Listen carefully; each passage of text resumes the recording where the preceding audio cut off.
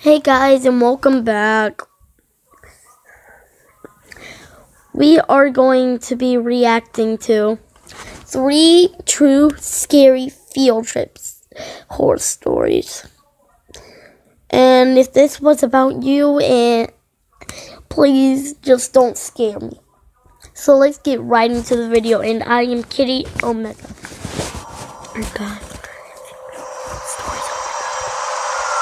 And if it doesn't read to you, I will read to you. Got it? Okay, let's go. I used to be in the Darien School District in Connecticut during my middle and high school days. It was a wealthier district, and a lot of field trips were offered to the students. I was a member of the chorus, and every year we'd take at least 1 or 2 optional field trips as a class. The year in question, in which I was a sophomore, we took a trip to Woodloch Pines Resort in Pennsylvania. The bus ride there took a few hours. I was with my friend Landon. We were going to be sharing a room. From the moment we got there, we figured it was going to be pretty dead. It was November after all, so it was cold up there. We had 3 days planned for the trip, and there were 4 chaperones. They weren't really following us at all times. We just had to tell them what activities we'd be going to do. The first day was fun. Landon and I, along with 2 girls who we were friends with, did some go-karting, rock climbing, went in the pool, and then we went to eat dinner. After dinner, we went back to our room and just hung out for a while. For the record, not all of us students were able to get rooms next to each other. The room was ground level, and there was a clear sliding door that provided a view of the lake down the hill. We went back out for a while, then came back to the room at about 10 o'clock. We left the blinds to the door open because the moon was giving off a cool reflection on the lake down below. Little did we know that would be the start of a nightmare. If I had to guess, I would say it was a whole hour of us just rolling around in both of our beds trying to get comfortable, occasionally talking, before Landon, whose bed was closer to the door, screamed. I had no idea what was going on, why he could have been screaming, or if it was a joke, until I looked at the door. It was a sight from a horror movie. There was a really tall, skinny older woman with long grayish hair standing on the other side of the door, with her hands cupped up against the glass next to her face, as if she were trying to better see into the room. The woman then walked away. Landon looked at me, I guess waiting for me to get up so he would have the confidence to get up as well and run outside after her. When we didn't see her anywhere though. The cement trail that ran past each and every room of the building was void of any people. There was nobody on the surrounding grass, nor anyone walking down the hill. We both saw the woman though, so we knew we weren't seeing things. The next day we didn't tell any of the chaperones, but we told the 2 girls who we were friends with. Night came once again after a long day of many activities.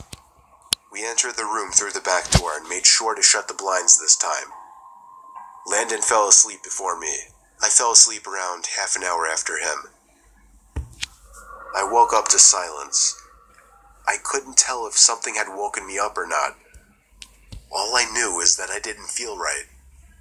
I sat up and whispered Landon's name to see if he was awake. He didn't answer, so I turned to the left out of pure instinct and curiosity to look at him. But I couldn't see him.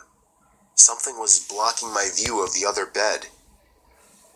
I looked up, and towering over my bed was the tall old woman. She took 2 steps back as she said, "Your back door was unlocked," before turning around and walking outside. I was frozen in that bed, except for my shaking. I woke Landon and told him what happened. We locked the back door, shut the blinds once again, and agreed to stay up the rest of the night. It was already 4 in the morning, so we wouldn't be losing much sleep. By 8 o'clock, we went to the dining hall to eat breakfast. When we got back to our room building, ready to tell our chaperones, we could see the old woman through the glass of the neighboring room. She was sitting on the bed, hands folded, sitting up straight, facing the door, facing us. We ran to the front desk in the lobby building to report her to the staff instead of the chaperones. It was weird. None of them really knew what to do in the situation. Eventually, we persuaded them to come to the woman's room with us. There, they found the woman sitting in the same position, along with an older man sitting on the other bed, looking up at them as they entered. Apparently, the woman had some kind of mental disorders, but the man wasn't all there either. There was something very off-putting about him, and they just weren't the kinds of people that you'd expect to see at a family-friendly resort. The staff wouldn't kick the two out like we hoped, though, so we told our chaperones. Long story short, after a lot of arguing between chaperones and staff, we had to end the trip early, and we all went home. Me and Landon were just happy to get out of there. Okay, guys, that was one story.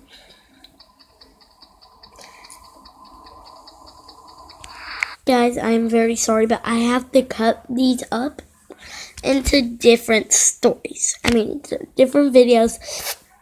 Because it's 14 minutes long, and we're only allowed to have 10. So, I'll see you next time. Bye, guys.